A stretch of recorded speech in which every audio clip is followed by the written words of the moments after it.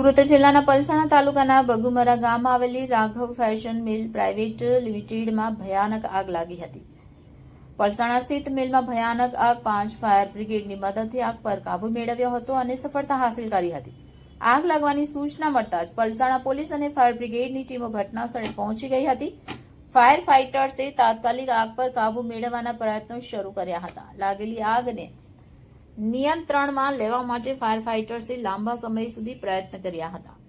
આગ લાગતા મિલમાં કામદારો હાજર હતા, પરંતુ તમામને સુરક્ષિત સ્થળે ખસેડવામાં આવ્યા છે. આગના કારણ અને નુકસાનના સચોટ અંદાજ માટે તપાસ ચાલુ છે. પોલીસ અને ફાયર બ્રિગેડના અધિકારીઓ ઘટના સ્થળે મોજૂદ છે અને તપાસ કાર્ય ચલાવી રહ્યા છે.